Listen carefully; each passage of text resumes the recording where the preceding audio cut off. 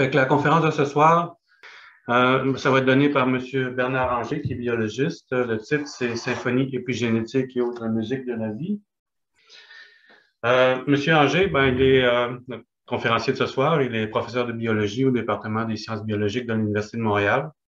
Il est spécialiste en génétique, en épigénétique des populations.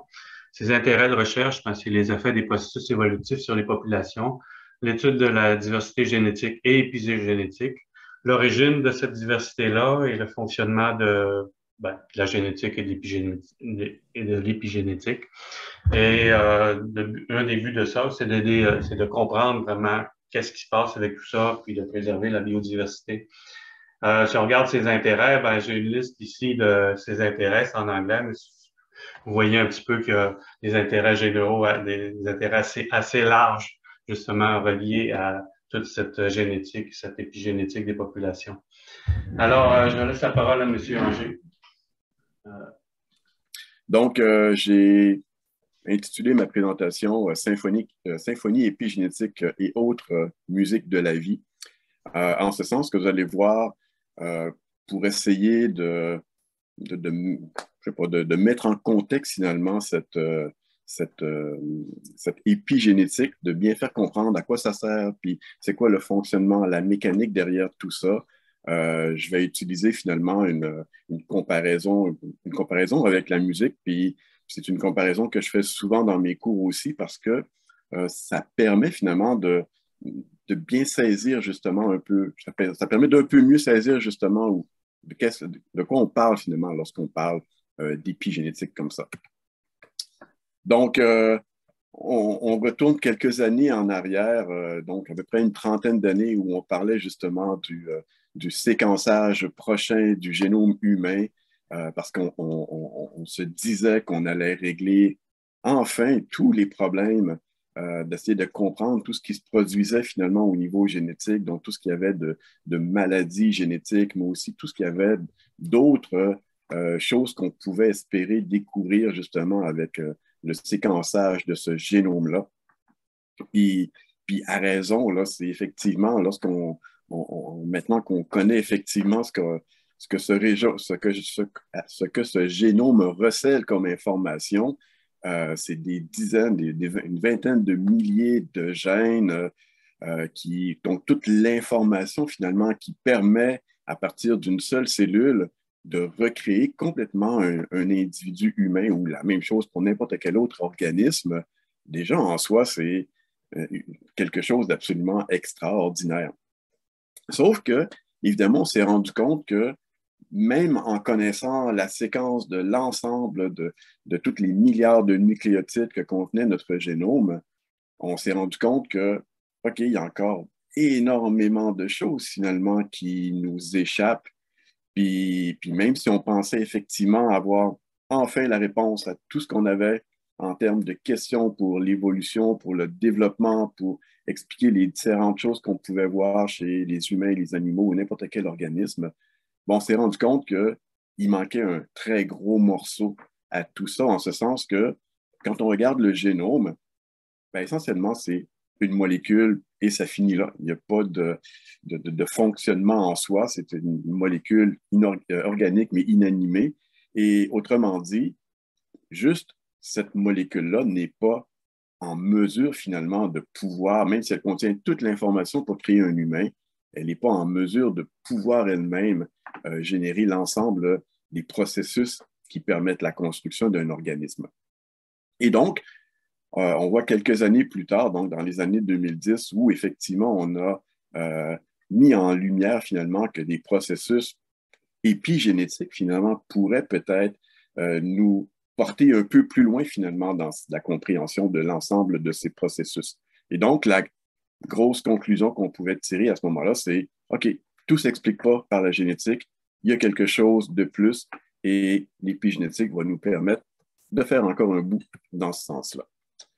Donc, rapidement, comment j'ai organisé ma présentation, c'est d'abord de vous parler justement de ces symphonies épigénétiques. Donc, comment on passe justement d'une cellule qui contient un génome à un organisme complet, fonctionnel et lui-même à nouveau capable de se reproduire. Donc, ça va être la première partie de ma présentation. Ensuite, on va voir que j'appelle les autres musiques de la vie, c'est-à-dire dans quelle mesure, une fois que ces processus épigénétiques-là ont été développés pour faire un certain nombre de choses, la nature est généralement économe justement de ces inventions et de voir dans quelle mesure finalement ces processus-là ont été répétés, recyclés pour aller au-delà, faire d'autres processus. C'est ce que je vais appeler les autres musiques de la vie. Puis on va terminer avec peut-être un aspect un peu plus sombre de l'épigénétique, mais qui est quelque chose de réel. Donc, autrement dit, toutes les maladies qui sont associées à ce genre de processus-là. Puis, en passant à travers ces différentes parties, bon, on va aussi voir un certain nombre de fausses vérités, justement, qui concernent l'épigénétique, comme on a déjà vu en préambule, et l'espèce de cartoon qui est illustré ici, euh, pour l'avoir vu, mais un nombre de fois, en temps réel, là, pour de vrai, dans des conférences, plusieurs fois, c'est simplement qu'on met sur le dos des processus épigénétiques à peu près tout ce qu'on n'est pas capable d'expliquer. Donc, on va essayer de faire la part des choses dans cette présentation-là. Donc, je commence avec les symphonies épigénétiques et ce parallèle que je vous mentionnais tantôt avec la musique.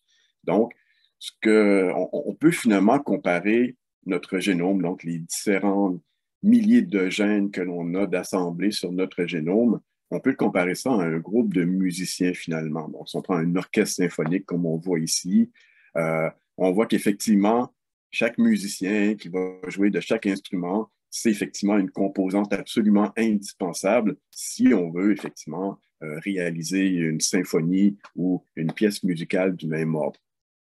Même si effectivement, en regardant à l'écran, on voit qu'effectivement, il y a plusieurs musiciens qui vont jouer du même instrument. Donc, il y a plusieurs violons, il y a plusieurs instruments avant qui sont semblables. Puis, il y en a effectivement à travers tout ça, il y en a qui jouent souvent, il y en a qui jouent beaucoup moins souvent, mais c'est quand même l'ensemble de ces musiciens qui sont absolument indispensables pour réaliser l'ensemble de l'œuvre. Puis, si on prend ce même ensemble de musiciens, ce qui est extrêmement pratique, évidemment, vous comprenez, qu'on peut effectivement, avec ces musiciens-là, les faire réaliser finalement différentes pièces, différentes symphonies, et ce qui est extrêmement pratique. Donc, on n'a pas besoin de changer d'orchestre symphonique à chaque fois qu'on veut faire une pièce différente. Donc, les mêmes musiciens sont capables de jouer des pièces complètement différentes les unes des autres.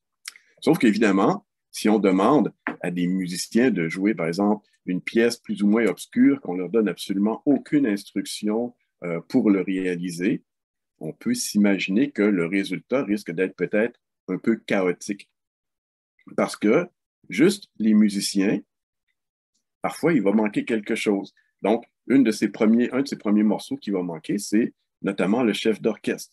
Donc, qui va notamment assurer le tempo de la pièce, ce genre de choses-là, mais évidemment, va avoir un rôle absolument primordial au sein d'un orchestre symphonique pour faire un très grand nombre de choses sur lesquelles on reviendra un peu plus tard.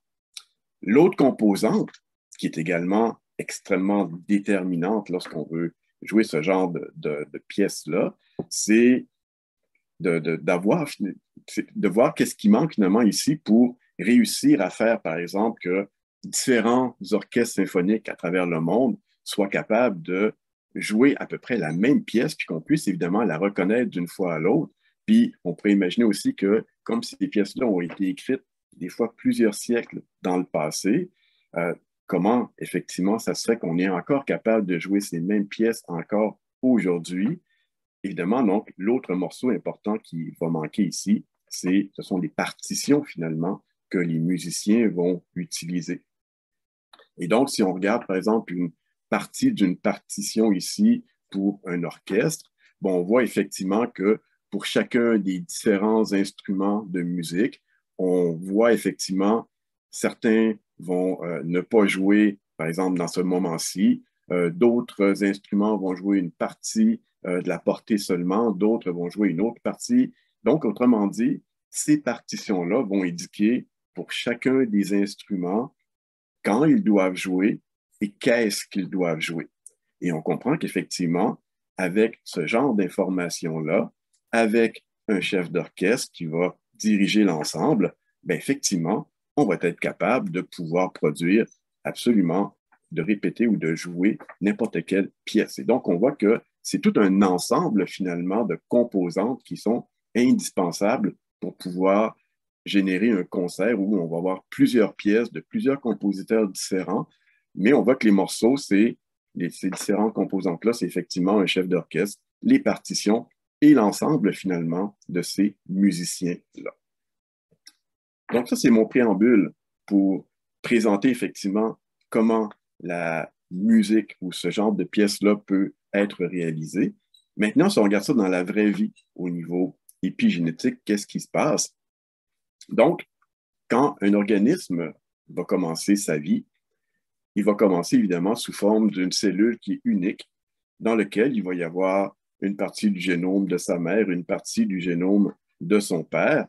Puis évidemment, ce génome-là, finalement, va contenir, comme je le disais tantôt, l'ensemble des informations pour pouvoir construire finalement un autre organisme complet. Puis si on prend ce génome-là avec l'ensemble de ces 20-25 000 gènes, bon, on se ramasse finalement avec un équivalent d'orchestre finalement où il y aurait une vingtaine de milliers de musiciens. Donc on comprend que ça fait énormément, énormément de matériel comme ça. Et donc cette cellule unique, qu'est-ce qui va arriver? C'est qu'elle va se diviser un grand nombre de fois, puis elle va aussi ces cellules-là se différencier, elles vont acquérir finalement une certaine identité qui va faire en sorte que certaines de ces cellules-là vont devenir des cellules musculaires ou des cellules osseuses, des cellules nerveuses. Donc, autrement dit, si on veut construire un humain, ben, il faut à peu près plus de 200 types de cellules différentes. Donc, on a des milliards et des milliards de cellules, mais tout ça se regroupe dans quelques 200 types de cellules complètement, complètement différentes. Et donc, on peut imaginer que avec ce genre d'informations-là à construire, donc pour passer finalement d'une cellule unique à un organisme complet, si on veut effectivement que l'ensemble des gènes puissent produire ce résultat-là, ben, il faut effectivement d'autres informations, d'autres composantes, comme pour l'orchestre qu'on avait tantôt. Et donc, si on regarde une de ces composantes qui nous manque, ben, c'est justement l'épigénétique. Donc, au niveau fonctionnel, parce qu'on va voir l'épigénétique au niveau fonctionnel et au niveau mécanistique rapidement. Donc, au niveau fonctionnel, ce qu'on peut dire, c'est que l'épigénétique va représenter ni plus ni moins que les partitions pour chacune des cellules. Donc, autrement dit, on va avoir pour l'ensemble des gènes dans le génome, parce que c'est exactement les mêmes gènes que l'on retrouve dans toutes nos cellules, cette partition épigénétique, finalement, va déterminer si le gène va pouvoir fonctionner, va devoir fonctionner, ou si ce gène va tout simplement être silencé. On va éteindre le gène, on ne va pas l'utiliser pour ce type cellulaire-là.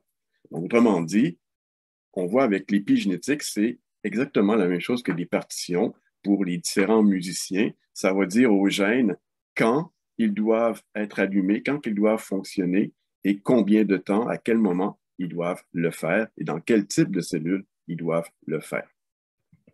Donc, si on reprend un exemple ici où on a encore ces mêmes 8 gènes qui sont exactement les mêmes dans chacune des cellules, si on voulait, par exemple, faire une cellule nerveuse, on pourrait, par exemple, avoir affaire aux gènes 1, 4, 6 et 8, par exemple, et on mettrait tout simplement en position éteinte les autres gènes, ce qui va donner tout simplement une combinaison bien spécifique de gènes qui vont s'exprimer, qui vont permettre la construction de ce type cellulaire-là.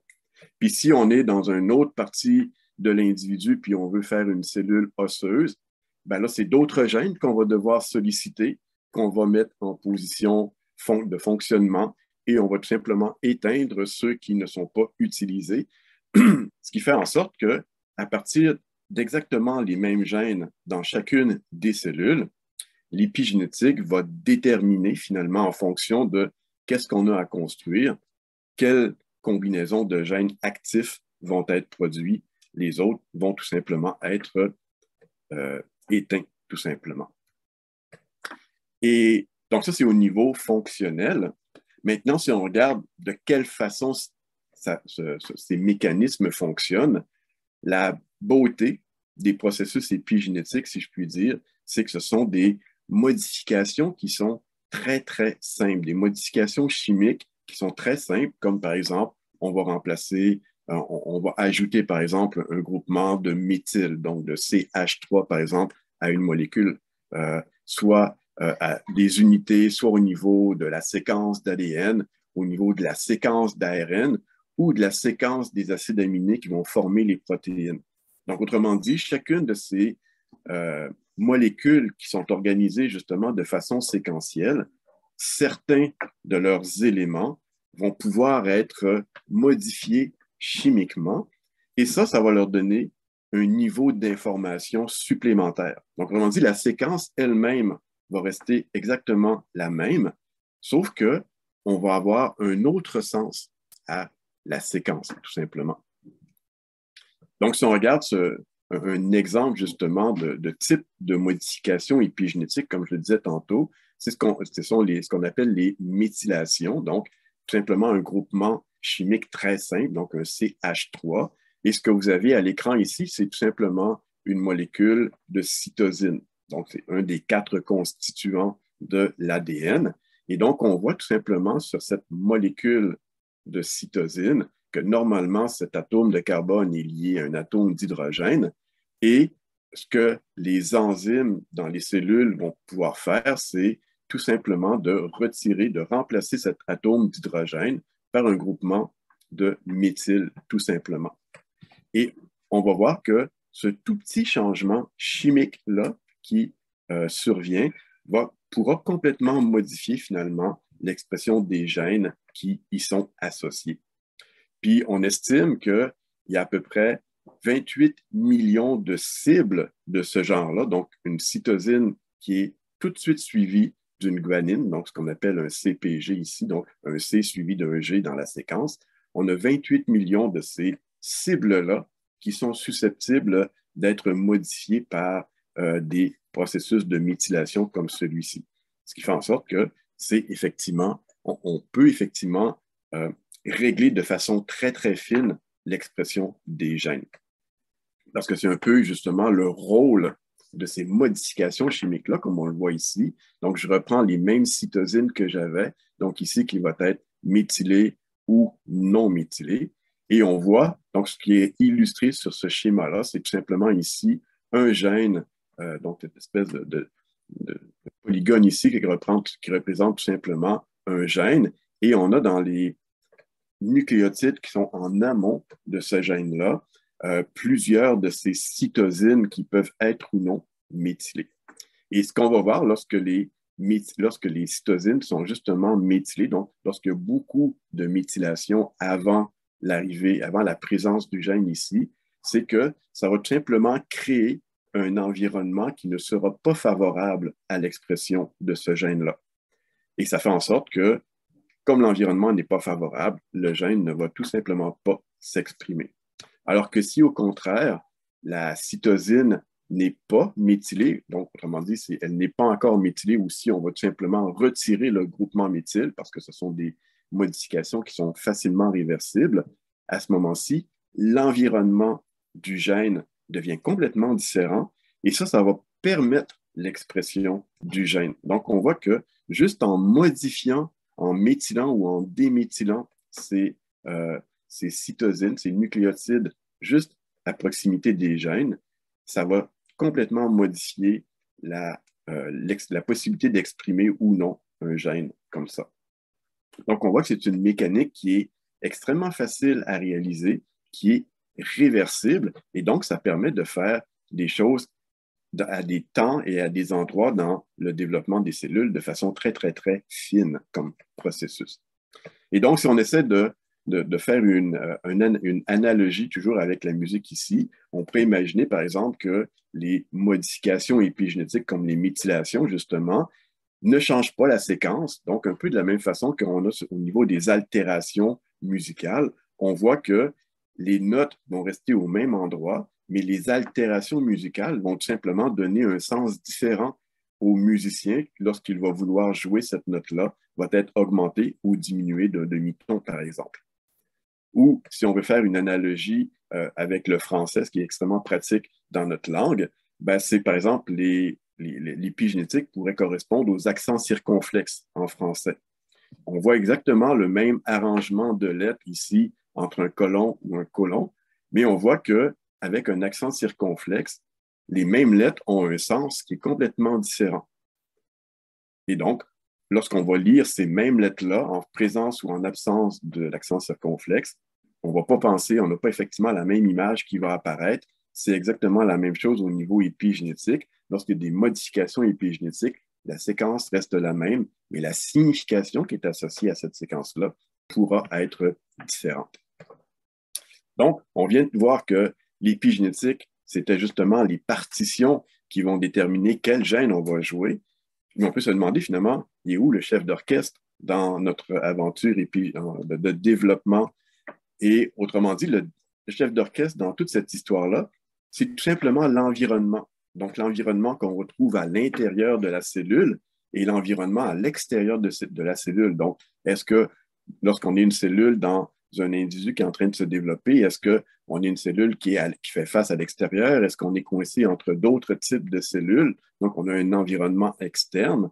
Puis, évidemment, toutes les gènes qui sont exprimés à l'intérieur de la cellule vont faire un environnement bien particulier parce que ce n'est pas nécessairement les mêmes gènes qui vont être exprimés.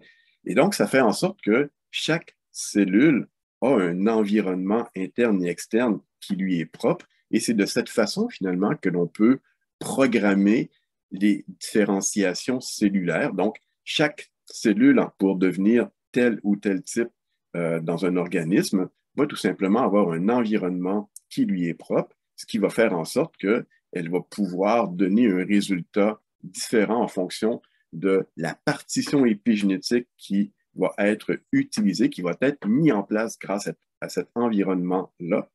Et c'est de cette façon, finalement, qu'on va pouvoir observer ici, tout simplement à partir d'une cellule unique qui va se développer pour produire les différents types cellulaires qu'on observe dans un animal, tout simplement. Donc, on va voir qu'avec le temps, on va avoir des différences au niveau de l'environnement de ces cellules-là qui vont apparaître, qui vont mettre en place des partitions épigénétiques qui leur sont propres.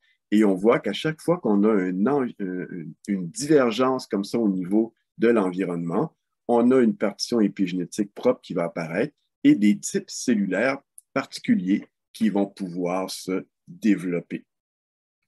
Et donc, au final, de la même façon qu'on avait plusieurs constituantes pour réaliser une symphonie, on peut voir exactement la même chose au niveau du développement, où on a, par exemple, un génome qui contient l'ensemble des informations, plusieurs types cellulaires à produire pour réussir à construire un organisme complet, tout ça à partir d'un seul et unique génome.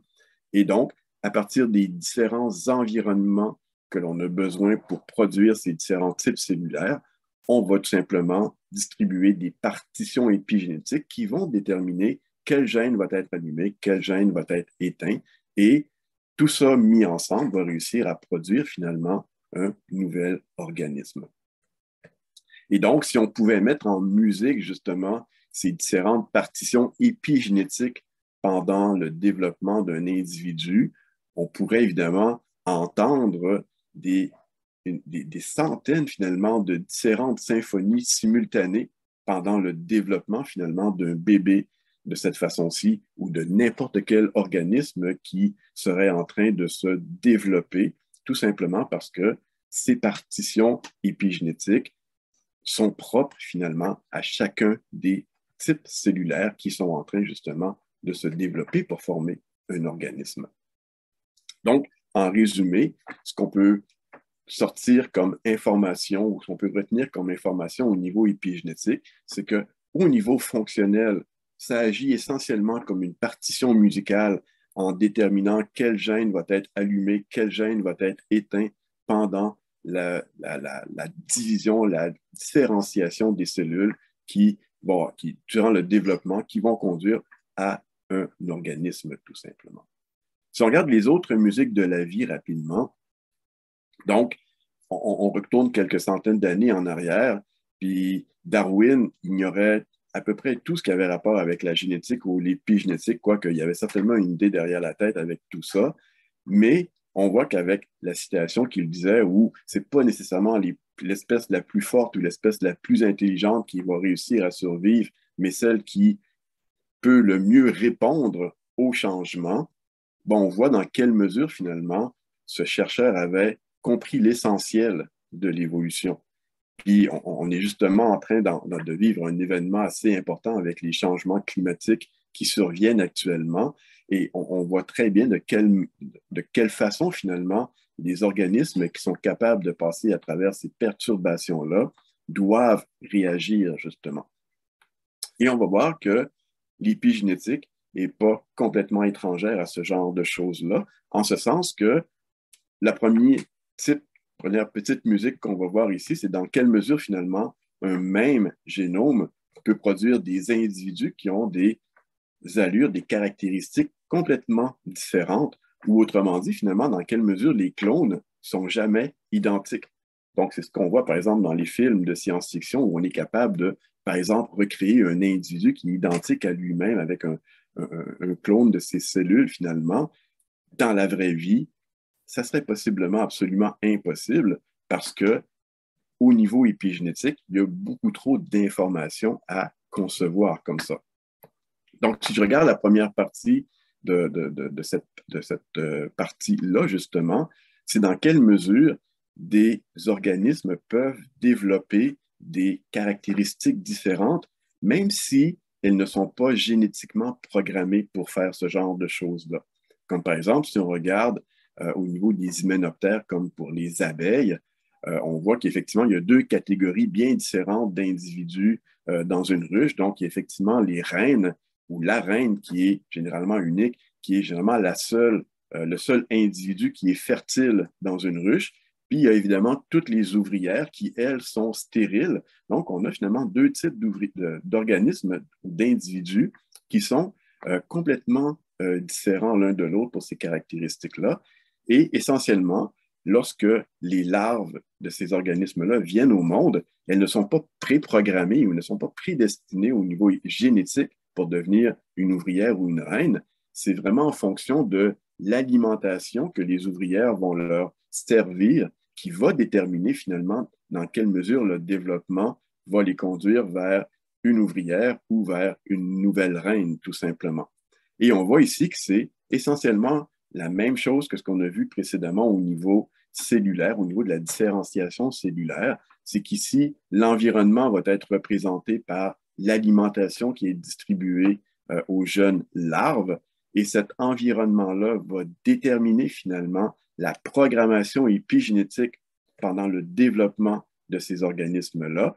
On va éteindre un certain nombre de gènes, on va en faire fonctionner de façon différentielle entre ces deux catégories d'individus, ce qui va donner au final des individus complètement différents. Et on a la même chose pour des véritables clones. Donc, si on prend des jumeaux identiques ici chez des humains, on voit justement dans quelle mesure on a, par exemple, ici tout simplement une représentation du chromosome 1, par exemple, chez des humains. Puis on a ici tout simplement une paire de jumeaux qui sont âgés de 3 ans. Et ce que les gens ont tout simplement fait, c'est de prendre les chromosomes 1 de ces deux individus, des deux jumeaux, de les superposer pour voir leur similarité ou leur différence au niveau de leur épigénétique. Et lorsque on voit de la coloration jaune au niveau du chromosome, ça veut tout simplement dire que les deux individus, les deux jumeaux, ont exactement les mêmes niveaux, les mêmes programmations au niveau épigénétique. Et si on se dirige plutôt vers le rouge ou vers le vert, c'est qu'on va avoir justement des différences de plus en plus importantes au niveau des profils épigénétiques sur l'un ou l'autre des jumeaux. Et donc, ce qu'on voit, c'est que lorsque les jumeaux sont très jeunes, ils ont vécu sensiblement dans le même environnement avec leurs parents. Et on voit qu'effectivement, pour tous les différents chromosomes, on a le chromosome 1 ou le chromosome 17, on voit qu'effectivement, les chromosomes sont très, très semblables, ce qui démontre que ou les marques épigénétiques sont très, très, très semblables, ce qui veut tout simplement dire qu'effectivement, au début de leur développement, des individus qui vivent dans le même environnement sont très, très, très semblables au niveau de leur programmation épigénétique. Par contre, si on prend d'autres paires de jumeaux qui sont beaucoup plus âgés, donc de l'ordre de 50 ans, d'une cinquantaine d'années environ, et qu'on fait exactement le même exercice, on voit que leurs chromosomes ne montrent presque plus de jaune. On voit qu'effectivement, il y a soit beaucoup de vert, beaucoup de rouge qui vont démontrer justement des différences épigénétiques qui sont beaucoup, beaucoup plus marquées, même si ces jumeaux-là sont génétiquement identiques. Et la raison est bien simple, c'est tout simplement que, rendu à une cinquantaine d'années, ces jumeaux-là ont vécu des expériences différentes, ont vécu dans des environnements différents. Chacun est parti de son côté, fondé une famille, ont eu des travails différents, ce genre de choses-là. Et donc, on voit que toutes ces expériences dans des environnements différents ont fait en sorte qu'ils se retrouvent actuellement avec des profils épigénétiques qui sont complètement différents, ce qui fait en sorte que ces jumeaux-là, bien qu'ils soient génétiquement identiques, ils vont être épigénétiquement différents. Et si vous vous rappelez, ça veut dire qu'au niveau de l'expression de leurs gènes, ils vont aussi être passablement démontrer beaucoup de différences. Et donc, on voit dans quelle mesure, finalement, même des organismes génétiquement identiques ne sont pas à l'abri de différences. La deuxième partie ici, c'est qu'on peut voir aussi que des individus peuvent changer littéralement dans le temps, donc changer leur aspect. Puis ça, on le voit très bien ici au Québec pour beaucoup, beaucoup d'organismes qui vont présenter, par exemple, des pelages complètement différents selon que ce soit l'été ou que ce soit l'hiver. Mais évidemment, associé à ça, il y a beaucoup d'autres mécanismes qui vont changer pendant la vie de ces organismes-là, d'une saison à l'autre. Et encore une fois, ce sont des processus épigénétiques qui ont été réutilisés pour pouvoir justement faire en sorte que ces organismes-là puissent être mieux acclimatés, soient plus en mesure de répondre aux changements de leur environnement. Donc, on voit par exemple que durant l'été, on va avoir un poil qui est beaucoup moins fourni, beaucoup plus foncé pour se confondre avec l'environnement et plein d'autres processus pour ici se protéger plus de la chaleur, alors que pendant l'hiver, on a un poil beaucoup plus dense pour isoler, pour se protéger du froid, garder sa chaleur, ce genre de choses-là. Un pelage tout blanc pour passer inaperçu avec la neige. Et on a exactement ce même type de changement qui va s'effectuer d'une saison à l'autre, qui sont des signaux environnementaux que les organismes vont percevoir, par exemple quand la température augmente ou diminue, ou lorsque les durées de la journée vont augmenter ou diminuer. Ces signaux environnementaux-là sont interprétés par des partitions épigénétiques différentes qui vont allumer des gènes différents, qui vont produire des phénotypes différents. Puis les humains, nous, on ne fait pas exception non plus. Donc, autrement dit, face à l'ensemble des différents types d'environnements que l'on peut percevoir, soit pendant une journée, pendant une année, avec les saisons ou avec les différentes autres types d'environnements auxquels on peut être confronté, notre épigénétique va aussi répondre à ce genre de changement-là. Donc, autrement dit, à chaque jour, notre épigénétique va changer pour, par exemple, nous entraîner vers des cycles de sommeil ou des cycles d'activité pendant la journée. Mais évidemment, il y a plein d'autres types de changements qui peuvent être perçus, par exemple, des stress, des interactions sociales, des expositions à des produits ou à des substances, soit toxiques ou particulière. Donc, l'environnement dans lequel on baigne, autrement dit, va complètement moduler notre épigénétique et va faire également, il pourra également changer notre façon de faire. Puis, un des exemples qui a contribué notamment à la popularité de l'épigénétique, c'est une grosse étude qui avait été faite en Europe, notamment sur la famine qui avait touché les Pays-Bas à la fin de la dernière guerre. Puis les gens se sont rendus compte justement que les femmes qui étaient enceintes pendant justement cette terrible famine ont donné naissance à des enfants qui ont développé pendant leur vie une beaucoup plus grande propension à plein de troubles du genre d'hypertension artérielle, de diabète de type 2, d'obésité. qui étaient autrement dit des réponses finalement qui étaient ou des changements qui avaient été induits par justement la diète qui avait frappé leur mère. Et ce que les gens se sont rendus compte également, c'est que non seulement les enfants de ces femmes avaient effectivement ce qu'on pourrait considérer des troubles actuellement, mais les enfants de ces enfants-là ont également eu ce genre de propension à l'hypertension, au diabète et à l'obésité. Donc, on voit dans quelle mesure, finalement, 2 générations ont été affectées par la famine qui avait sévi à la fin de la guerre ici. Et évidemment, beaucoup de personnes ont alors conclu que, justement, ces processus épigénétiques étaient héritables parce qu'on voit effectivement que ça a touché 2 générations comme ça. Et beaucoup de personnes ont effectivement fait le lien entre l'épigénétique et le lamarckisme, et je vais m'empresser de démentir ceci. Donc, autrement dit, quand on parle de lamarckisme, je ne dirais pas ce que disait Lamarck, mais autrement dit, c'est lorsque des individus, dans le courant de leur vie, vont acquérir des caractères particuliers, donc ce qu'on appelle des caractères acquis ici, ils vont pouvoir tout simplement transmettre par hérédité, autrement dit, ils vont pouvoir transmettre ces caractères-là à leurs descendants. Et donc, c'était une vision de l'évolution qui était passablement différente de celle de Darwin, qui était plutôt basée sur la sélection naturelle. Et donc, on voit effectivement dans quelle mesure ce que Lamarck avait décrit comme sa théorie de l'évolution, ça ressemble beaucoup à ce qu'on vient de voir précédemment avec l'épigénétique. Donc, on va pouvoir effectivement transmettre à la génération suivante ou aux générations suivantes des choses que l'on a acquis dans notre environnement, comme ces femmes enceintes qui subissaient une famine terrible.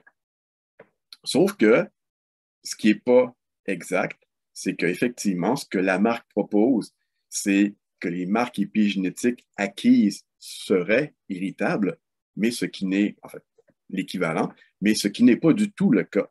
Puis si on se rappelle tout simplement l'exemple que je mentionnais tantôt avec les renards, ce qu'on voit, c'est que si un renard se reproduisait l'été ou l'hiver, il ne donnerait pas naissance nécessairement juste à des renards roux ou foncés pendant l'été, et s'il se reproduisait l'hiver, il donnerait naissance essentiellement à des renards blancs. On voit que ça ne fait pas de sens. Ce n'est pas ce caractère acquis ici et le changement de fourrure qui est transmis à la génération suivante. Ce qui va être transmis à la génération suivante, c'est la capacité de pouvoir changer en fonction de l'environnement. C'est de voir dans quelle mesure l'épigénétique va pouvoir être utilisée pour modifier justement les caractères des individus.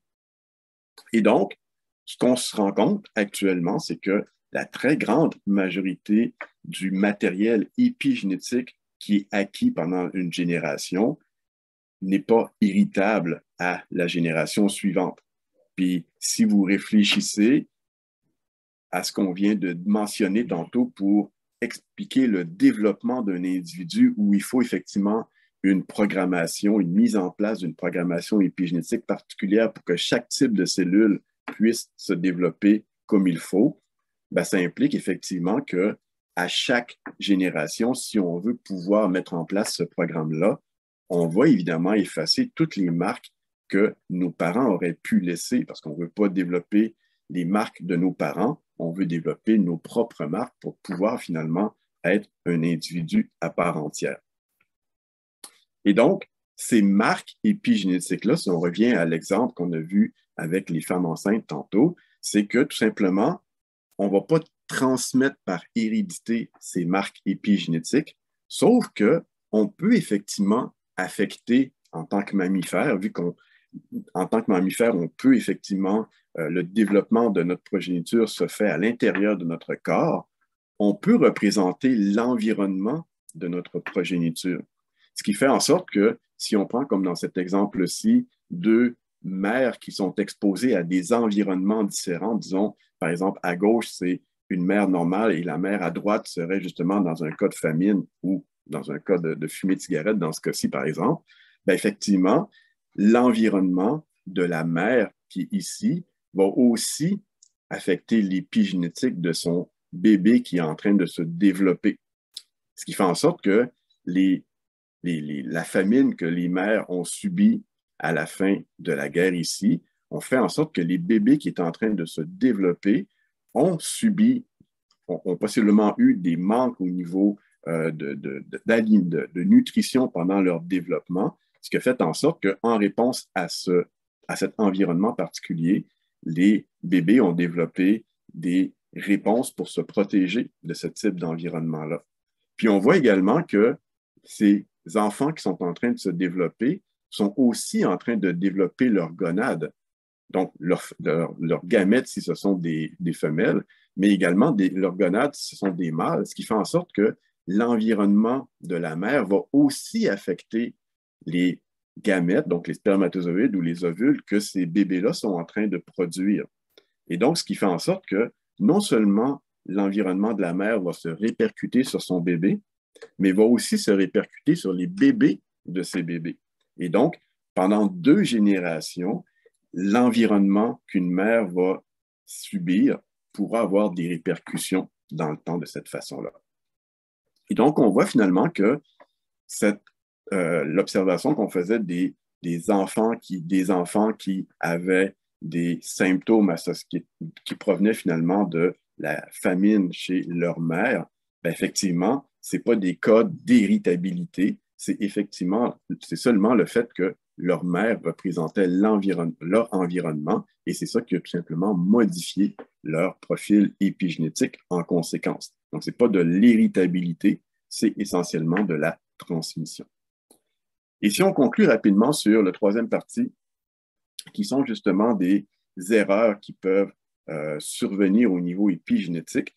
Donc, on voit, si on essaie de regarder qu'est-ce qui va faire en sorte qu'un organisme se développe bien puis qu'il va avoir une vie normale, bien évidemment, on peut espérer d'abord qu'il y ait un génome qui ne contienne pas d'erreurs, donc pas de maladie génétique.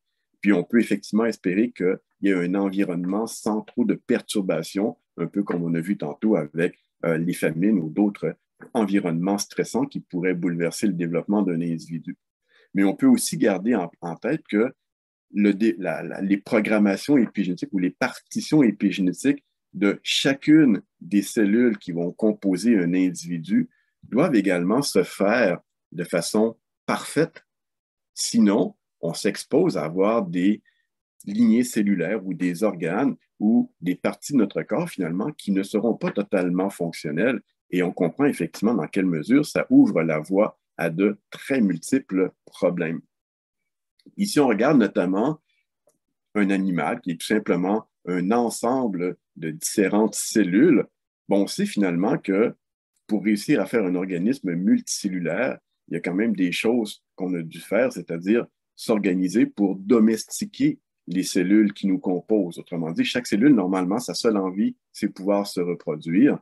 Dans un organisme multicellulaire, il faut effectivement contrôler cette envie de se reproduire et pour réussir à faire finalement des organismes tout à fait typiques, tout à fait normaux. Sauf qu'effectivement, cette domestication, finalement, il y a un prix à payer dans la mesure où si effectivement nos cellules retournent à leurs intentions d'origine, ça peut effectivement être problématique. Et donc, ce que les organismes multicellulaires ont dû faire, c'est de mettre toute une série de contrôles, comme on voit sur cette photo où il y a un chien qui va tout simplement garder un troupeau de moutons, puis il y a également une clôture qui va empêcher les moutons de s'enfuir. On a exactement la même chose au niveau de nos cellules. Pour les empêcher de se reproduire de façon anarchique, il y a un très grand nombre de cellules, de contrôles finalement qui sont en place pour que si jamais il y a une ou l'autre de ces barrières-là qui tombaient, ben, il en reste quelques-unes d'autres pour empêcher finalement un développement anarchique des cellules. Sauf que, évidemment, ça ne fonctionne pas tout le temps. Puis, ce qui a fait en sorte de produire énormément de données ou de résultats ou d'avancées au niveau épigénétique, ce sont tout ce qui s'est fait sur les cancers, parce que essentiellement, un cancer, c'est tout simplement une autre programmation épigénétique de nos cellules. Donc, autrement dit, lorsque des cellules sont tout simplement dans un environnement particulier ou sont tout simplement mutées à cause d'un même environnement particulier, ben, ça fait en sorte qu'il y a certains des contrôles finalement qui empêchent cette reproduction anarchique de se produire, qui sont justement neutralisés. Et on voit qu'effectivement, les cellules commencent à se multiplier sans contrôle à ce moment-ci, ce qui va finalement complètement modifier leur propre environnement. Et ce qu'on a vu tantôt, c'est comme c'est l'environnement de la cellule qui va déterminer sa programmation épigénétique. À ce moment-là, qu'est-ce qui va se produire? C'est que la programmation épigénétique de ces cellules en cancéreuses en devenir va tout simplement complètement changer, comme on le voit sur les images ici au-dessus. Donc, on voit finalement qu'on a de plus en plus de petits cercles noirs qui apparaissent. Donc, autrement dit, on va tout simplement éteindre tous les gènes. Si, par exemple, on est dans une cellule de foie, on va éteindre tout simplement toute la programmation épigénétique qui était responsable de la fabrication d'une cellule de foie et on va tout simplement transformer cette programmation épigénétique par une programmation épigénétique comme les cellules originales, donc qui va tout simplement entraîner nos cellules domestiquées, finalement, vers un mode de vie beaucoup plus sauvage. Et donc, c'est ce qui va finalement entraîner souvent la généralisation d'un cancer par les mouvements de ces cellules-là. Et on voit qu'effectivement, lorsque ces cellules deviennent complètement anarchiques, elles n'ont plus du tout les contraintes de nos cellules normales, de nos cellules domestiquées. Et généralement, ces cancers-là vont se traduire par des états plutôt dramatiques. Et je ne sais pas où je suis rendu dans mon temps, mais je pense que ça fait longtemps que je parle et je ne vais pas vous achaler. Je vais juste rapidement sauter cette partie-ci. Vous avez le temps, si vous voulez. Là, il n'y a pas de... Ça fait à peu près même pas 3 quarts d'heure que vous parlez, je pense. Ah, même 50 minutes. Je m'excuse, je n'ai pas l'heure devant moi.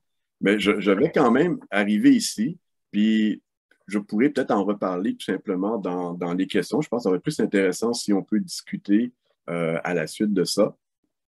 Donc, je vais arriver tout simplement avec ma conclusion finalement. Donc, dans ce qu'on vient de voir finalement, c'est qu'on a effectivement, pendant le développement d'un individu, puis pendant la vie d'un individu finalement, on fait face à des environnements différents, on fait face à des processus de développement qui sont également différents. Et ce qui est intéressant avec l'épigénétique, c'est que les gens se sont rendus compte qu'il y a une espèce d'horloge épigénétique à l'intérieur de notre corps, en ce sens que les différences ou l'évolution ou la programmation épigénétique va changer pendant le cours de notre vie. Puis on voit que sur plusieurs centaines ou plusieurs millions de cytosines, finalement, donc de nucléotides dans notre génome, on voit qu'il y a des niveaux de méthylation qui vont augmenter, d'autres qui vont diminuer en fonction de l'âge. Donc, on a ce qu'on observe des corrélations finalement au niveau de la quantité de cellules ou de cytosines qui sont méthylées dans notre génome au fur et à mesure finalement qu'on va vieillir. Puis, c'est tellement au point, c'est tellement une mécanique finalement qui est fiable qu'il y a même des kits qui vont exister pour déterminer l'âge des individus à partir tout simplement de la méthylation qu'on va retrouver au niveau de leur génome. Donc, autrement dit, en fonction de l'âge des individus, on peut prédire quel va être le niveau de méthylation ou, évidemment, on peut faire l'inverse aussi en fonction du niveau de méthylation des individus. On peut déterminer leur âge, donc autrement dit l'âge épigénétique de ces cellules-là. Ce qui est évidemment pratique pour un certain nombre de choses, mais ce qui est intéressant de voir avec cette horloge épigénétique, parce que, autrement dit, c'est un peu ça qui va déterminer également notre durée de vie, c'est que cette horloge épigénétique, dans certains types d'environnements, peut être accélérée. Donc, autrement dit, on peut vieillir plus rapidement que ce qu'on devrait. Par contre, ce qui devient intéressant, c'est que l'inverse existe également. Dans certains types d'environnements, on peut ralentir la mise en place de cette horloge épigénétique, ce qui fait en sorte qu'on pourrait espérer vivre un peu plus longtemps que sur quoi nos cellules seraient programmées, tout simplement. Et ce qui est extrêmement intéressant avec l'épigénétique, avec cette horloge épigénétique, mais aussi avec les maladies épigénétiques comme le cancer que j'ai mentionné tantôt, c'est que on se rappelle, les changements épigénétiques, ce sont des modifications chimiques qui sont très, très simples et qui sont réversibles. Et ce qui est intéressant, c'est qu'actuellement, il y a énormément de recherches qui se font sur des molécules qui permettent justement de modifier les états épigénétiques de certaines composantes de nos cellules ou de notre génome. Ce qui fait en sorte que on voit déjà certaines thérapies épigénétiques qui existent pour soigner un certain nombre ou apaiser les symptômes d'un certain nombre de maladies. Mais on pourra imaginer qu'avec justement le développement de ces molécules-là, on puisse finalement, éventuellement, penser finalement contrecarrer des processus comme le cancer si on est capable finalement de remodifier la programmation épigénétique de cellules cancéreuses pour les empêcher justement de devenir envahissantes. Ou lorsque d'autres maladies épigénétiques, avec ces biomolécules-là, pouvoir justement apaiser ou anéantir finalement les symptômes qui sont associés à ça. Et donc, on voit que c'est un avenir qui est plutôt prometteur du côté épigénétique avec ce genre de choses-là qui s'en vient.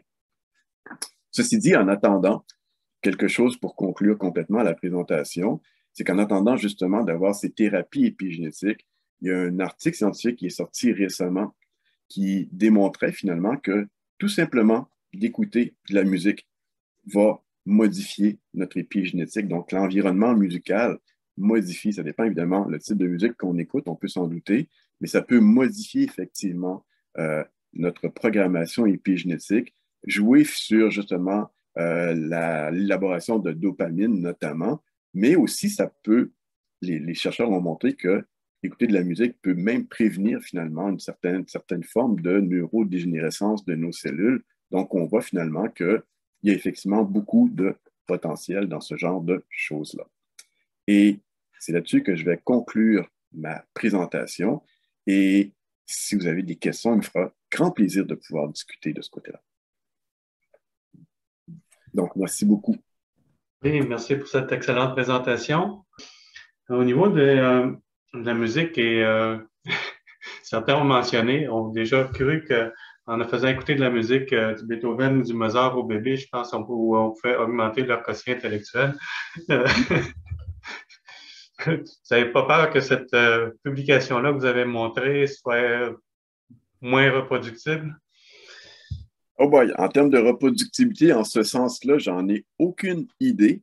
Ce que montraient finalement les résultats de cette étude, c'était effectivement dans quelle mesure des gens qui écoutaient de la musique versus des gens qui n'écoutaient pas de musique pouvaient avoir effectivement des modifications épigénétiques au niveau de certains types cellulaires.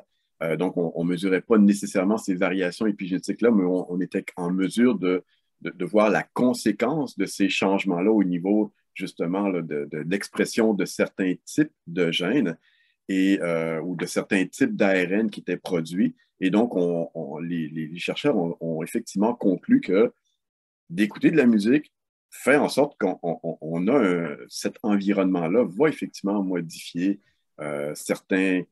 l'épigénétique de certaines de nos cellules. Et ce qui était vraiment, vraiment intéressant ici, c'est tout ce qui a rapport finalement avec la programmation épigénétique au niveau des neurones notamment. Donc, ça semblait...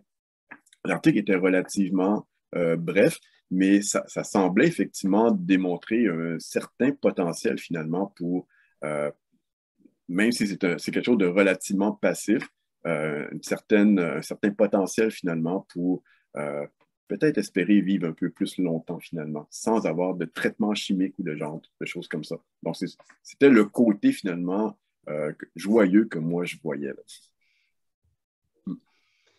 Quel type de musique c'était? Lidio, bonne question, je ne peux pas vous répondre. Avant d'entendre votre présentation, je croyais que l'épigénétique était l'interaction entre la programmation génétique et l'environnement, mais environnement au sens externe à la personne. Mhm. Puis là, avec votre présentation, c'est comme si je comprenais que l'épigénétique était à l'intérieur même là, de la cellule ou avec la génétique. Ben, vous avez raison en ce sens que l'environnement externe peut jouer sur de multiples caractères au niveau du développement. Donc, je prenais l'exemple des renards tantôt, en fonction de la durée du jour ou en fonction du changement de la durée du jour ou de la température. On voit que ce signal externe-là va effectivement modifier l'épigénétique et le développement de ces organismes-là. Par contre, l'environnement interne des cellules semble également jouer, en ce sens que si on imagine finalement un individu qui est tout simplement en train de se développer, en fonction de son environnement externe, il pourrait effectivement développer des caractéristiques différentes. Donc, il y a effectivement beaucoup de plasticité qui peut se jouer à ce niveau-là, mais ce qui va, entre autres, permettre justement le développement des différents types cellulaires, c'est en grande partie justement les protéines, les ARN qui vont être stockés à l'intérieur de ces cellules-là. Donc, autrement dit, on peut jouer sur autant l'environnement intrinsèque que l'environnement extrinsèque pour pouvoir justement produire des signaux qui vont être captés ou interprétés à quelque part. Là, il y a une grosse boîte noire qui existe ici entre qu'est-ce qui est capté comme signal et comment c'est interprété au niveau épigénétique. Mais on voit effectivement que ces deux types d'environnement interne et externe, finalement, vont jouer pour la mise en place de la programmation épigénétique. Tout à fait. J'aurais une question en trois volets. Je vais aller droit au but. Bon, la première chose, en fait, je vais commencer par, on a parlé de la musique tout à l'heure. Ma question, ça serait à ce moment-là, est-ce que c'est le style de musique lui-même qui produit un effet ou c'est comment la personne réagit à ce style de musique? Autrement dit, pour une certaine personne, la musique classique produirait un certain effet, puis pour une autre personne, c'est le heavy metal ou le hip-hop qui produirait le même effet. Point d'interrogation. L'autre chose, j'ai vu dans votre texte, à un moment donné, vous mentionnez immortalité. Je veux savoir si j'ai bien compris. Est-ce que, en théorie, si on arrivait à empêcher l'évolution de la partition épigénétique tout au long de la vie, qu'on arrivait à la maintenir constante, est-ce qu'en théorie, ça veut dire qu'un individu maintiendrait le même âge épigénétique constant, ce qui, en théorie, serait comme une forme d'immortalité si on fait abstraction des accidents, des maladies, etc.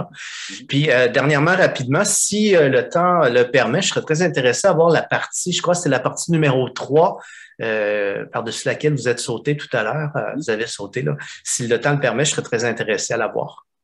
Donc, la musique, l'immortalité, la partie numéro 3. Je pense que concernant la musique, je pense que vous avez tout à fait raison, puis c'est pas nécessairement quelque chose qui était abordé dans l'article, ou en tout cas, c'est pas quelque chose que j'ai vu, mais je pense qu'effectivement, c'est pas autant le type de musique que la perception ou la sensation finalement, ou l'appréciation de la musique en tant que telle qui est beaucoup plus important. Donc, effectivement, le style musical importe peu dans la mesure où si on a effectivement un environnement sonore qui fait en sorte que on est dans un état qui est serein, qui est propice à la quiétude et qui élimine les sources d'angoisse et ce genre de choses-là. Je pense que c'était dans ce sens-là que la musique peut effectivement apporter des effets bénéfiques comme ça.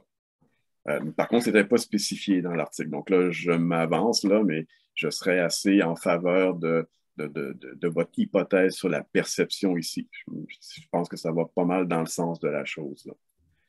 Concernant l'immortalité, à la rigueur, on pourrait imaginer effectivement des molécules qui pourraient effectivement faire en sorte de retarder la progression ou des environnements qui pourraient effectivement retarder la progression ou la mise en place des processus épigénétiques là, du vieillissement en général. Je ne sais pas dans quelle mesure on pourrait complètement les arrêter, Mais imaginons qu'au niveau théorique, on pourrait le faire. Évidemment, ça ne permettrait malheureusement pas l'immortalité pour autant. En ce Zut sens, alors. ouais, en ce sens que ces mêmes barrières que je mentionnais tantôt pour les progressions des cancers, où les barrières ou les contrôles qui font en sorte qu'on ne vit pas de façon éternelle, on comprend qu'en grande partie, c'est entre autres pour empêcher la progression des cancers. C'est-à-dire que, par exemple, les télomères qu'il y a au bout de nos chromosomes qui vont s'user à chaque fois que nos cellules se reproduisent, en grande partie, ça va limiter effectivement notre durée de vie. Puis même si effectivement on était capable de contrôler l'épigénétique, on ne pourra pas empêcher quand même nos cellules de se reproduire, puis on ne pourra pas empêcher nos télomères de rapetisser, ce qui fait que ça ne marche pas vraiment. Puis on ne peut pas non plus empêcher les télomères de bouger, d'être constamment pleine longueur, parce que là, ça voudrait dire qu'à chaque fois qu'une cellule tumorale apparaît, ben, elle serait immortelle en partant, elle aussi, ce qui fera en sorte qu'on mourrait possiblement plus rapidement d'un cancer qu'on aurait la chance de profiter de notre immortalité. Donc, c'est pas gagné d'avance, finalement, là. Okay, c'est assez complexe. La question que j'ai, je vais aller au but direct, là. C'est, on parle beaucoup des LGBT, BT+, 2+. Est-ce que c'est épigénétique? Oh! Ben, si je me réfère à, mettons, il y a eu beaucoup de recherches concernant l'homosexualité, par exemple. Donc, je vais me limiter à ça parce que c'est les seuls articles que j'ai déjà consultés. Et donc, autrement dit, il y a eu beaucoup de recherches pour essayer de trouver, par exemple, des gènes de l'homosexualité ou des conditions génétiques ou des prédispositions génétiques pour l'homosexualité. Puis, à chaque fois que les gens ont pensé mettre le doigt sur des choses, ben, d'autres articles sortaient à peu près en même temps dans une autre région complètement différente du génome. Et c'est un peu finalement, j'arrête ici parce que je ne veux pas qu'il y ait une mauvaise interprétation. Donc, vraiment dit, les gens n'ont jamais trouvé finalement de quelque chose de génétique à ce genre bon, à l'homosexualité ici en question. Est-ce que c'est épigénétique? J'en ai aucune idée. J'ai aucune idée finalement c'est quoi la base finalement de ces choses-là. Je change de catégorie. Je vais dans une autre catégorie qui n'a rien à voir avec ce que vous avez mentionné, mais vous allez voir un peu le parallèle, c'est-à-dire que les gens, lorsqu'il y a eu notamment tout le séquençage du génome, il y avait aussi espoir finalement de trouver des gènes mutants qui pourraient expliquer finalement un paquet de maladies ou de troubles mentaux, par exemple, ou de maladies psychotiques, de troubles psychotiques, ce genre de choses-là. Puis encore une fois, de la même façon, les gens ont trouvé plein de régions de génome, plein de gènes différents, mais jamais rien de consistant d'une étude à l'autre qui pourrait démontrer qu'effectivement, il y a des endroits spécifiques dans le génome ou des associations dans le génome qui pourraient être responsables de ce genre de choses-là. Par contre, pour beaucoup de troubles mentaux ou de maladies comme ça, il y a effectivement une base épigénétique que les gens ont découverte. Puis, c'est pas juste une, c'est beaucoup de façons différentes au niveau épigénétique. On voit qu'effectivement, il y a plein de conséquences finalement, ou plein de sources différentes qui sont effectivement responsables ou qui peuvent être associées finalement avec ces maladies mentales-là. Donc, qui n'ont rien de génétique, qui sont beaucoup plus des maladies qui sont épigénétiques. Donc, pour revenir à votre question après ce long détour finalement, je ne le sais pas. Peut-être que oui, effectivement, peut-être que la cause pourrait être effectivement épigénétique, peut-être que... Mais j'en ai aucune idée. Mais vous avez répondu indirectement à l'autre question qui venait, qui était la maladie mentale.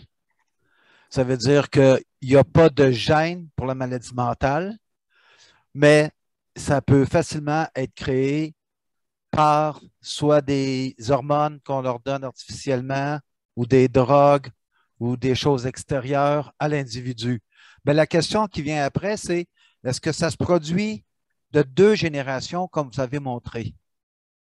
Les troubles mentaux, souvent, Puis ça fait un peu référence à la question de M. Fortier là, sur la troisième partie, la partie que j'ai skippée finalement dans ma présentation. Au niveau de beaucoup de maladies mentales, c'est en grande partie un problème finalement qui provient du conflit entre les mâles et les femelles, du conflit évolutif qui est entre les mâles et les femelles. Puis, il y a comme toute une série de gènes qui sont bien particuliers. Par exemple, des gènes qui vont faire en sorte que, par exemple, lorsqu'une une femelle mammifère est enceinte, une femme est enceinte, je vais parler comme il faut, il y a de ces gènes-là, finalement, qui vont faire en sorte que la mère va essayer de restreindre un peu l'alimentation qu'elle va donner à son bébé parce que la mère espère être encore en vie puis en santé pour pouvoir donner d'autres bébés plus tard, tout simplement. Puis, il y a d'autres gènes qui ont un effet tout à fait inverse, c'est-à-dire de faire en sorte que la mère donne un maximum d'alimentation à son bébé pour que le bébé soit le plus fort possible à la naissance puis qu'il ait les meilleures chances de survie. Puis, là où il y a justement un conflit entre les sexes, c'est que les mâles espèrent que d'avoir un bébé, finalement, le bébé qu'ils vont faire soit le plus fort et le plus en santé, alors que les femelles espèrent que pouvoir faire un bébé qui est correct, mais pouvoir aussi être en santé pour en faire d'autres. Et donc, autrement dit, pour résoudre un peu ce conflit-là, il y a toute une série de gènes, finalement, qui vont être modifiés au niveau épigénétique quand un mâle va produire ses spermatozoïdes, puis quand une femelle va produire ses œufs, il y a plein de gènes comme ça qui vont être modifiés épigénétiquement pour essayer de contrôler cette course finalement ou ce conflit entre les mâles et les femelles. Et de ça, il va résulter finalement des problèmes, des problématiques qui vont faire en sorte que des bébés vont avoir finalement des marques épigénétiques qui ne sont pas convenablement mises en place et qui vont faire en sorte de, par exemple, conduire à des troubles de l'autisme ou à des troubles de schizophrénie. Et ça va seulement jouer sur le bébé qui est en cours. Donc, ça n'aura pas une incidence sur de plus nombreuses générations que ça, tout simplement. Ah, très intéressant. Est-ce que c'est ça que vous parlez dans votre troisième partie? Oui, exactement. Ah, allez-y. Oui, j'aimerais voir ça. Ben, je peux vous la remonter rapidement. Donc, autrement dit, là, ce qui était illustré ici, c'est tout simplement deux de ces maladies-là, finalement, qui ont des prévalences quand même assez importantes chez les humains. Et puis, on peut voir ici, là, c'est des maladies qui ont été reproduites finalement par différents artistes. Et ces maladies-là, finalement, sont essentiellement des symptômes qui sont associés à ce que je vous mentionnais tantôt, justement, ce conflit entre les sexes, entre les mâles et les femelles. Puis, normalement, pour chacune des cellules dans notre génome, ben, on a toujours un assortiment, finalement, de gènes qui proviennent de notre père, puis un assortiment de gènes qui viennent de notre père. Puis c'est tant mieux, finalement, d'avoir justement cette redondance au niveau génétique. C'est un peu ce que j'appelle la roue de secours génétique. S'il y a un des gènes qui ne fonctionne pas, ben, au moins, il y a l'autre gène qui peut être correct. Puis finalement, on évite un paquet de maladies génétiques de cette façon-ci et c'est bien tant mieux, finalement. Sauf que dans le conflit des sexes que je vous mentionnais tantôt, ce qui arrive, c'est que les mâles, lorsqu'ils vont faire des spermatozoïdes, il y a certains gènes dans les spermatozoïdes qu'ils vont inactiver de façon épigénétique. Et ces gènes, justement, que les mâles vont inactiver, ben, ce sont des gènes, finalement, que les femelles ont développés pour essayer de retenir, finalement, la quantité de nutriments qu'elles vont donner à leur bébé. Et donc, le mâle, en éteignant ce type de gène-là, ben, ça fait en sorte que les gènes qui restreignent l'alimentation que la mère va faire deviennent moins importants et donc la mère va transmettre plus de nutriments à ses bébés. Et donc, en contrepartie, qu'est-ce que la mère fait? C'est qu'elle aussi, lorsqu'elle va faire des gamètes, elle va inactiver de façon épigénétique un certain nombre de gènes que les mâles, justement, ont développés ici pour favoriser le transfert de nutriments de la mère vers le bébé. Donc, comme ce n'est pas à l'avantage de la mère, ben, la mère va tout simplement inactiver ces gènes-là. Donc, on voit que les gènes sont en double copie, mais il y en a toujours, il y a à peu près une centaine de gènes qui sont dans ces conditions-là. On voit qu'il y a toujours une copie qui va être active, mais pas l'autre. Donc là, on a un pneu de secours, mais il est à plat. On ne pourra pas s'en servir si jamais on a une crevaison. Et donc, justement, ce qui est dramatique, c'est que ces marques-là, ces gènes particuliers-là, sont justement actifs pendant le développement du bébé. Évidemment, c'est là que le bébé va requérir finalement des nutriments de la mère, puis c'est là qu'il est en train de faire son développement. Donc, c'est une étape vraiment, vraiment critique pendant le développement du bébé. Sauf que vous pouvez imaginer que si on fonctionne avec juste un gène et qu'effectivement, il y a une crevaison sur le pneu de secours, le gène est une mutation qui entraînerait une maladie génétique, mais comme il n'y a pas de pneu de secours pour sauver la mise, bien évidemment, ça peut entraîner des problématiques. Puis en plus de ça, comme c'est des marques épigénétiques qui sont mises en place pour éteindre un certain nombre de gènes, ben, ce n'est pas forcément magique, ces choses-là. Il peut arriver des erreurs qui vont arriver en cours de route. Et donc, ça peut faire en sorte que soit le gène se retrouve inactivé et chez le mâle et chez la femelle, ou finalement, il n'y a aucun des deux gènes qui est inactif alors qu'il devrait en avoir au moins une copie qui est inactivée. Et donc, dans tous ces cas-là, ça va se traduire finalement par des problématiques au niveau du développement du bébé.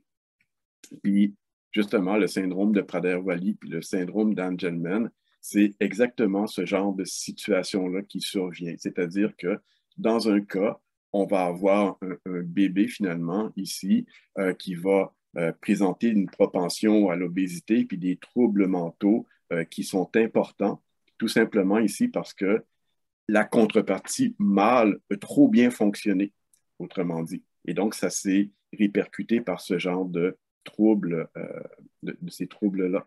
Puis quand c'est l'inverse, quand c'est la partie maternelle qui fonctionne trop bien, bien, ça conduit bien souvent à de l'hypermentalité. Donc, c'est le syndrome d'Angelman qui est apparu ici, donc comme dans la deuxième représentation ici. Donc, autrement dit, cette espèce de conflit entre les sexes qui a entraîné finalement le développement de ces gènes bien, bien, bien particuliers va avoir des répercussions comme ça, peut produire finalement des symptômes et de façon plus générale, donc pas nécessairement juste associé à ces types de gènes-là, mais il y a beaucoup si on passe du spectre depuis la schizophrénie jusqu'à l'autisme, en grande partie, toutes ces maladies, une bonne partie de ces symptômes-là, finalement, proviendraient justement d'erreurs épigénétiques. Donc, ce n'est pas des mauvais gènes, ce n'est pas des mutations sur des gènes, ce n'est pas des maladies qui sont transmissibles, c'est tout simplement des erreurs épigénétiques qui se font pendant le développement de l'individu pour différentes raisons, et ça fait en sorte que ces organismes-là se retrouvent avec ce genre de troubles-là, tout simplement. Et ça finissait la partie que j'ai skippée ici. Juste une petite question. Pour la maladie d'Angelman, vous avez parlé d'hypermentalité. Oui. Ça veut dire quoi exactement? Ce qu'on a au niveau de autant au niveau de la maladie de Prader-Willi, c'est effectivement plus des retards au niveau du développement mental qui se fait. Au niveau du syndrome d'Angelman, c'est un peu l'inverse. Donc, autrement dit, les personnes sont, comment dirais-je ça de façon polie, sont pas nécessairement plus normales l'une que l'autre, autrement dit. Ils ont tous les deux des troubles mentaux, sauf que plutôt que d'être plus, mettons, dans le spectre de l'autisme, comme dans le Prader-Willi, on est plus dans une hypermentalité. Donc, autrement dit, c'est des personnes qui sont hyper de bonne humeur, sont toujours en train de rire, sont hyper actives, autrement dit. Donc, on est plus dans le spectre un peu plus de la schizophrénie, un peu de ce côté-là, finalement, de la maladie mentale, là. OK, c'est pas des gens plus intelligents que la moyenne, là. Non, non, pas du tout. Non, pas du tout. Malheureusement, non. Vous avez parlé de hérédité et transmission. Mm-hmm.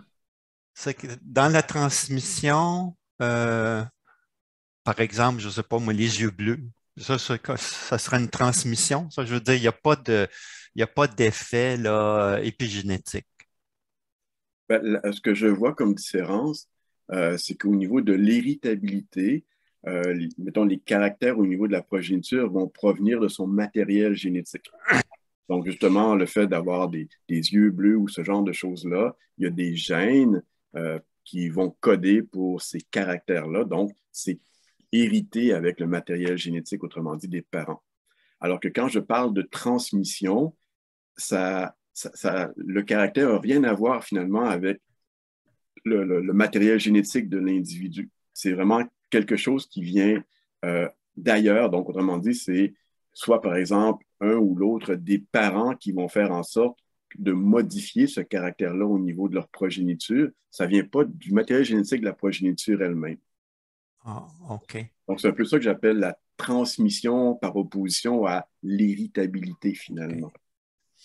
Mais étant donné que chaque cellule a tout le génome, si on peut dire, j'ai compris, qu'est-ce qui fait qu'une cellule devient un os puis l'autre devient un cœur ou conduit à ça? C'est une question tellement fondamentale. Oui, oui. Il y a des gens qui ont passé leur vie à faire ça. Mais actuellement, on a une meilleure idée finalement de comment la programmation finalement épigénétique peut justement permettre, comme vous l'avez dit, là, toutes les cellules possèdent exactement le même génome. Ouais. Et on pourrait s'attendre à ce qu'ils donnent toutes la même chose, ce qui serait effectivement pas très pratique. Mais ça revient essentiellement à l'environnement finalement de ces cellules-là. Autrement dit, si on part par exemple d'une cellule primordiale, la première cellule qui est produite, il y a une certaine composition environnementale à l'intérieur de ces cellules-là. Donc, il y a des protéines, il y a des ARN, il y a toutes sortes de matériel. Puis, au fur et à mesure que la cellule va se diviser, chacune de ces cellules ne va pas avoir exactement le même environnement par la suite parce que on s'entend qu'à l'intérieur, par exemple, de la première cellule, on n'a pas quelque chose de complètement homogène. Au contraire, ce qu'il va avoir, par exemple, dans une partie de l'œuf, pourra être différent de l'autre. Et donc, lorsque la cellule va se diviser, chacune des contreparties va avoir un environnement différent. Et donc, chacun de ces environnements différents-là va pouvoir finalement permettre la mise en place d'un protocole épigénétique qui va lancer finalement certains gènes à être exprimés, puis dans l'autre cellule, l'autre environnement va lancer d'autres gènes. Et donc, à chaque génération cellulaire comme ça, les cellules deviennent différentes, puis c'est ça qui va ultimement conduire justement à la différenciation des différentes cellules finalement. Mais programmer déjà pour faire un être humain. Hein, il y a une programmation, je parle de programmation, mais quand il y a la division, là, à un moment donné, c'est tout programmé pour que ça fasse des muscles, le cœur, les poumons, le cerveau et tout ça. C'est programmé dans la mesure où à partir du début, finalement, il y a un certain agencement, une certaine combinaison de gènes qui va s'allumer. Cette combinaison-là va se développer pour faire en sorte que, après, je ne sais pas, tant de divisions cellulaires, cette cellule-là a un environnement qui va lui permettre justement de se différencier en cellules musculaires, puis qui va apparaître justement au niveau de telle partie du corps, etc. C'est loin d'être évident tout ça, mais on a au moins les ingrédients, puis ce qui n'était pas le cas jusqu'à il n'y a pas si longtemps, là, mais on comprend au moins les ingrédients finalement qui permettent à partir de cellules qui ont toutes le même génome, de pouvoir justement produire des choses différentes avec cette programmation épigénétique-là. Oui. Bon, je fais comme tantôt. En fait, je vais d'abord juste rassurer sur l'échange avec M. Potvin. Donc, si je comprends bien, l'environnement, je sais pas, les substances chimiques dans lesquelles une cellule d'un embryon baigne va avoir un effet sur le fait qu'il y aura méthylation ou pas sur telle ou telle cytosine. Et donc, c'est ça qui va varier ensuite tout au long de la vie. Le fait qu'il y ait une méthylation ici, puis pas là, ça peut changer en fonction de l'environnement. Et c'est ça qui va réguler quel gène s'exprime quand, si je comprends bien l'idée, là. C'est à peu près ça, oui, exactement. C'est ça, OK. Puis l'autre chose, je voulais revenir sur la transmission. Je me souviens de l'image que vous montriez tout à l'heure, là, les deux femmes face à face, dont une fumait. Et là, ça avait un impact à la fois sur son bébé et sur les gonades du bébé qui allaient produire les gamètes, les spermatozoïdes et les ovules, donc pour la deuxième génération. Puis, tout à l'heure, je pense que c'est avec M. Potvin aussi, là, vous discutiez d'environnement externe, d'environnement interne.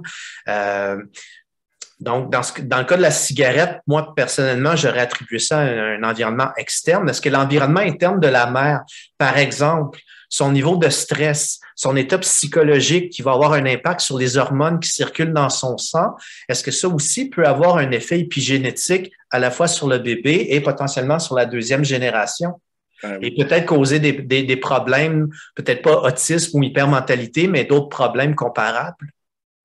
Absolument. C'est effectivement démontré qu'en fonction de l'état général de la mère, en fonction du stress qu'elle va vivre ou des conditions finalement de l'environnement externe qu'elle va vivre, ça pourrait effectivement grandement influencer l'épigénétique de sa progéniture. Puis de ce côté-là, il y a énormément de travaux qui se font, évidemment pas chez les humains, mais chez des souris et chez des rats, chez des rongeurs finalement. Et on les soumet finalement à des batteries d'environnement ou d'alimentation ou de situations stressantes finalement. Puis on se rend compte effectivement dans quelle mesure à peu près l'exposition à peu près à chaque type d'environnement va conduire finalement à des réponses épigénétiques un peu différentes, en ce sens que oui, effectivement, si la situation est stressante, bon, il y a beaucoup des glucocorticoïdes, de ce genre de choses, des récepteurs qui vont effectivement répondre de façon générale, mais il y a plein de changements épigénétiques différents qui peuvent survenir de façon spécifique en fonction de tel ou tel type de situation finalement. Donc, c'est autant l'environnement externe que l'environnement interne de la mère finalement qui peuvent influencer effectivement le développement de son bébé.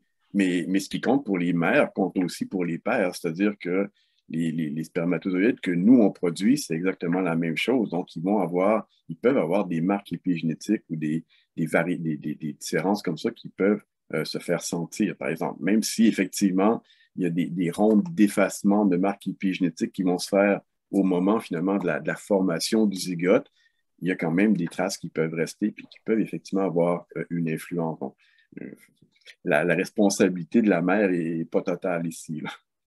Okay. Puis, je conclue. Pardon, excusez. Non, je vous en prie. Allez-y.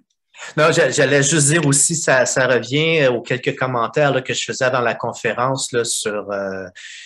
j'ai employé le terme irritabilité, c'était peut-être pas le bon mot, transmission serait meilleur si je comprends bien, là, mais du fait que, mettons, des traumatismes vécus par le père ou la mère peuvent avoir un impact sur l'épigénétique de l'enfant, ben, si je comprends bien ce qu'on vient de dire, ça rejoint exactement ce sujet-là. Là. Exactement, oui. Merci beaucoup. Des conditions, même des conditions sociales, autrement dit, non plus pendant la gestation, par exemple, d'un enfant par sa mère, mais une fois que l'enfant va naître, la façon que les parents vont s'occuper de leurs enfants, ça peut effectivement, même juste ça pas juste ça, mais juste cette condition-là peut grandement modifier finalement l'épigénétique, les niveaux de stress qui vont se développer. Mais ça aussi, chez des rats, c'est professeur justement de l'Université McGill qui avait démontré ceci, en ce sens que lorsque les mères s'occupent bien de leurs bébés rats, ça fait des bébés qui, de façon générale, sont relativement peu stressés, puis qui vont avoir finalement un développement adéquat, alors que les mères qui s'occupent minimalement de leur bébé, donc va leur prodiguer relativement peu de soins ou vraiment le minimum requis, ça augmente considérablement le niveau de stress de ces individus-là qui vont développer finalement plein de problèmes pendant leur vie. Donc, on voit finalement que c'est pas juste pendant le moment de la grossesse, c'est aussi pendant le développement externe des individus que leur environnement social est extrêmement important. Puis ça se voit aussi chez les adultes, en fonction des environnements, des conditions de travail ou de leur situation familiale ou économique. Ça aussi, ça peut avoir des conséquences importantes au niveau de leur épigénétique et de ce qui va en découler par la suite. Non? Donc, autrement dit, ça fait peur parce que tout ce qu'on fait dans notre vie a vraiment des conséquences. On parlait tantôt des causes possibles de la schizophrénie. Alors, je voulais juste préciser qu'il doit souvent être très difficile de faire la différence entre ce qui est dû à la génétique et ce qui est dû à l'épigénétique, parce que rarement les maladies sont causées par un défaut sur un seul gène. Par exemple, je m'intéressais aux causes de l'obésité pour des raisons évidentes. Dans les années 70, c'était uniquement une question d'ingestion de calories et de dépenses énergétiques. Et récemment, dans un numéro spécial du Médecin du Québec, on a expliqué qu'il y avait à ce jour 300 gènes connus qui étaient impliqués dans l'obésité. Donc, s'il y a 300 gènes dans une condition qui sont impliqués, ça doit être très difficile de distinguer ce qui est dû à la génétique de ce qui est dû à l'épigénétique. C'était mon commentaire. Vous avez mais tellement raison, puis je vous remercie effectivement de cette précision, de cet éclaircissement. Puis on s'entend qu'effectivement, pour des problèmes, des conditions d'obésité, effectivement, c'est quelque chose d'extrêmement multigénique.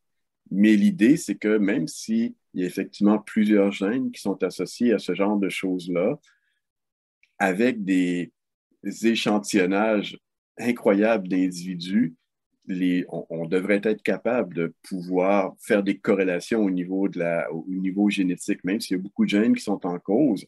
Et c'est souvent ça, finalement, autant les choses peuvent fonctionner justement pour les gènes associés à l'obésité, quand les gens font le même genre d'exercice pour beaucoup de troubles mentaux, c'est là qu'il n'y a plus de convergence, autrement dit. Donc, c'est jamais les mêmes régions génomiques qui sont trouvées.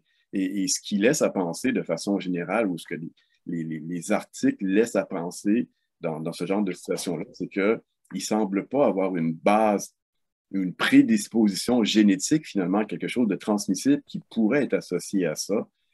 Et donc, c'est de là que les gens remettent, je ne dirais pas complètement en cause, parce que certainement, il y a certaines prédispositions génétiques qui existent, mais de façon générale, pas pour toutes et chacune de ces maladies mentales-là, tout simplement.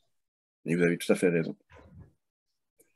C'est d'ailleurs un des problèmes qui a été soulevé, je pense, par rapport à la recherche en génétique, ce qu'on appelle le data mining, dans lequel on prend un nombre très, très grand d'individus qui ont un problème métabolique ou quelque chose, ou une maladie. On essaye de trouver des gènes qui correspondent à ça. Puis quand il y a des milliers d'individus comme ça et des milliers de gènes, ben, on finit par trouver un qui est plus prédominant que d'autres. Mais sauf que le problème, c'est quand tu essaies de répéter cette étude-là par après, ben, c'est pas reproductible. Ben, c'est exactement le problème que les gens au niveau de la santé mentale, finalement, trouvent, effectivement. Donc, c'est une question statistique qui fait en sorte que tu finis par trouver quelque chose de statistiquement différent dans un super gros échantillon, mais si tu prends un autre échantillon, ça fonctionne juste tout simplement plus. Un gros problème avec la reproductibilité, même des expériences en pharmacologie. J'avais une autre question au niveau du stress, par exemple. Par exemple, en situation de stress, il y a des facteurs psychologiques qui vont jouer. Il va y avoir sécrétion de corticostéroïdes et tout.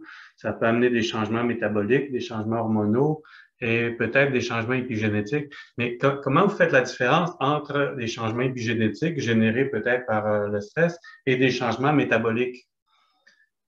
Parce que dans un cas comme dans l'autre, il faut aller chercher vraiment pour vraiment démontrer que c'est épigénétique. Il faut aller voir dans les gènes, il faut trouver une méthylation quelque part ou des changements génétiques.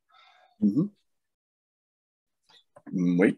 Là, je ne suis pas complètement sûr de la réponse que je devrais faire, là, parce que je ne suis pas sûr d'avoir bien compris complètement la question. Mais si je réfère finalement justement aux expériences que les gens font, notamment sur les souris, il y a un gène au niveau des souris qui sert beaucoup d'indicateur de méthylation du génome en général, parce que c'est une mutation qui est dominante et qui va faire en sorte que la souris typique, qui normalement devrait être marron et toute petite, va devenir une souris qui a un pelage blanc-jaune et qui est beaucoup plus va monter une forte propension finalement à l'obésité notamment. Donc, on peut difficilement se tromper lorsque la mutation est présente. On la voit facilement au niveau de l'apparence finalement de la souris. Et ce qui est intéressant, c'est que il y a une mécanique qui est un peu compliquée derrière, mais ce qui est intéressant, c'est lorsque le génome de la souris est très fortement méthylé. Donc, si on méthyle beaucoup cette mutation-là, la mutation finit par disparaître. Donc, autrement dit, c'est lorsque on va donner une diète, par exemple, qui est riche en méthylation, bien, ce qu'on va observer, c'est plutôt que d'avoir la souris va être porteuse de la mutation, mais son apparence va être celle d'une souris normale. Donc, autrement dit, ce gène mutant, qui est un gène qui est dominant, ne s'exprimera tout simplement pas. D'accord? Et donc, autrement dit, ça devient finalement une espèce de marqueur, la couleur de la souris, tout simplement, devient une espèce de marqueur de l'état épigénétique général du génome de l'espèce en question, de la souris en question. Puis donc, ce que les gens font, c'est ils vont faire des croisements. Donc, la mère ne sera pas porteuse de la mutation en question, c'est le père qui va l'être, et ça va faire des souris qui peuvent être porteuses de cette mutation dominante. Puis on va donner tout simplement des diètes particulières ou mettre les souris finalement dans des environnements particuliers pour voir dans quelle mesure finalement leur génome va globalement ou non être méthylé en fonction finalement du nombre de bébés qui vont naître avec soit le phénotype mutant ou avec le phénotype normal.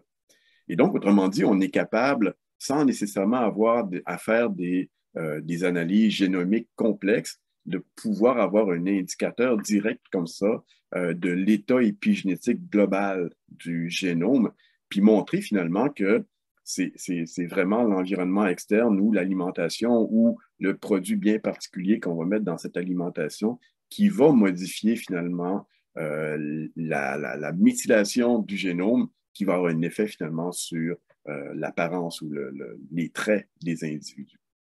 Je ne suis pas complètement convaincu d'avoir répondu à votre question, ceci dit. Non, ça répond, c'est juste que, par exemple, tu peux avoir un changement, tu peux avoir un environnement qui va provoquer soit un changement épigénétique ou soit un changement qui peut être carrément juste métabolique. Un empoisonnement au plomb, par exemple, n'implique pas l'épigénome, mais tu peux avoir un autre type d'empoisonnement qui pourrait impliquer peut-être plus l'épigénome et ce serait de faire la différence entre ça. OK. Oui, je vois. OK, là, je vois. Effectivement, on peut avoir ce qu'on voit beaucoup au niveau des. Si on continue à parler des métaux, ce genre de substances toxiques qui vont être justement utilisées ou incorporées à des niveaux là, très, très faibles. Donc, pas évidemment qui vont causer un empoisonnement instantané. Parce que là, effectivement, on peut avoir un résultat, comme vous dites, métabolique, physiologique, qui va faire en sorte que, OK, ça finit là pour l'individu. Mais si on passe ça à des concentrations sublétales, ben, ce qui peut arriver, c'est qu'effectivement, il va y avoir une réponse épigénétique des gènes qui vont tenter de détoxifier ce genre de choses-là ou produire des protéines qui vont tenter de chélater justement les substances toxiques, ce genre de choses-là. Donc, on voit ça, par exemple, dans des contaminations au cuivre ou à l'arsenic ou, j'ai oublié le nom de l'autre métaux que je t'envoie au mercure. Donc, on voit effectivement des réponses épigénétiques finalement au niveau des individus. Donc, c'est par exemple une expérience qu'on avait fait avec les poissons sur lesquels moi je travaille. Ce sont des poissons qui sont des clones finalement les uns par rapport aux autres. Donc, il n'y a pas de variation génétique. Et on les avait soumis justement avec des diètes qui contenaient des doses de mercure ou d'autres éléments du genre. Puis on s'est effectivement aperçu que entre les individus qui étaient contaminés ou pas, on avait effectivement toute une cascade de gènes qui était totalement différente, qui était initiée justement par des profils de méthylation qui étaient également différents.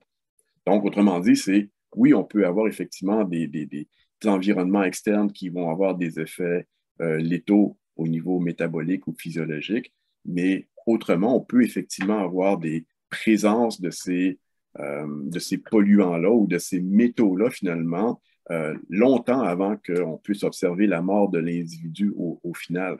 Et c'est aussi une approche qui avait été justement utilisée pour pouvoir justement détecter par exemple, des déversements illégaux ou des problèmes de rejet d'eau contaminée par différents types d'industries en prélevant justement des organismes longévifs dans ces cours d'eau-là, par exemple, pour pouvoir détecter au niveau épigénétique est-ce que ces organismes-là ont été justement en contact avec des contaminants.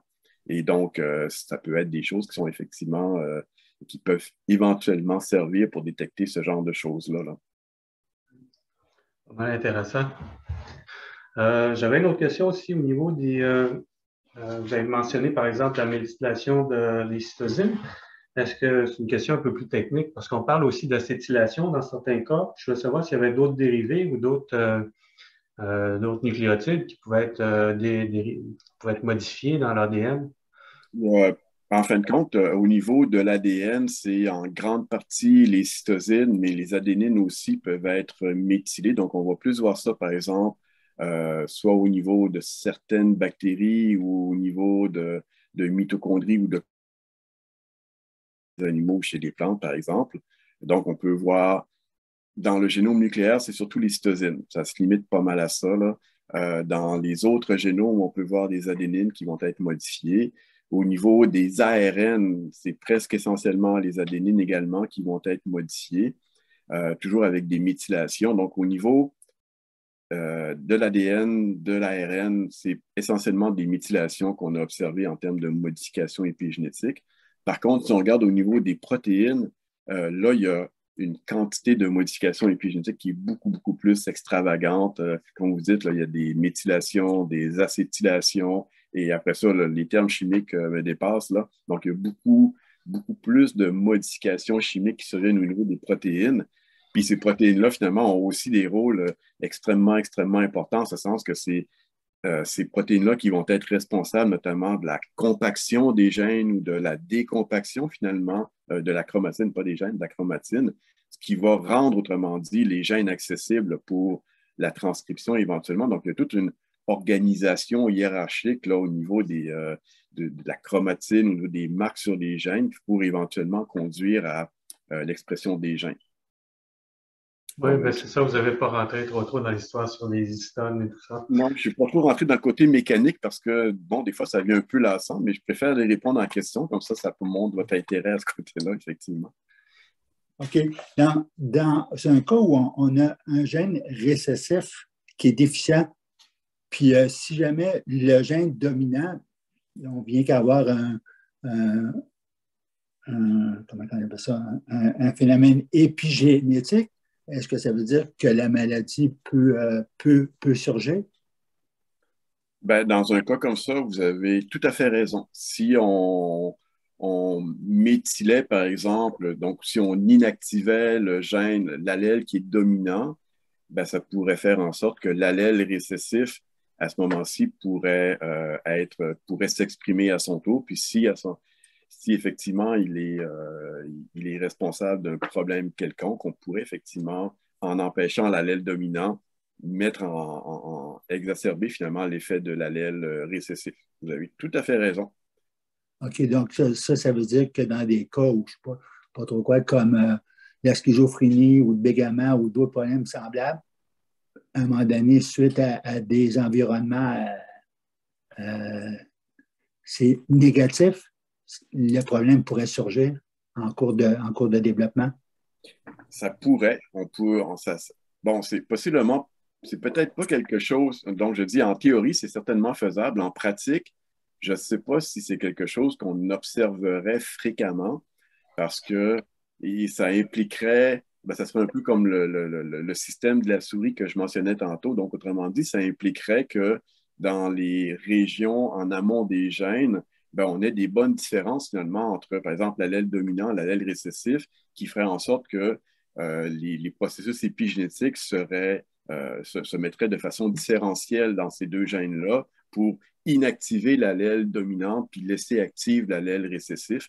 Parce que si on parle d'un même gène, ça veut dire qu'a priori, les deux contreparties, finalement, devraient réagir de la même façon au niveau épigénétique. Donc, si ce n'est pas le cas, c'est possiblement qu'il y a possiblement beaucoup de mutations en amont, un peu comme le gène de la souris que je mentionnais tantôt, qui vont faire en sorte qu'ils réagissent de façon différente. Donc, en théorie, certainement. En pratique, ça doit être peut-être plus rare, mais je n'ai pas en tête d'exemple concret pour vous en donner, mais je suis à peu près sûr que ça doit exister. Tout à fait. OK. Puis aussi, au niveau de l'influence de l'environnement intérieur et extérieur, mais dans le fond, tout changement à l'environnement extérieur doit modifier l'environnement intérieur pour qu'il y ait de l'épigénétique, non?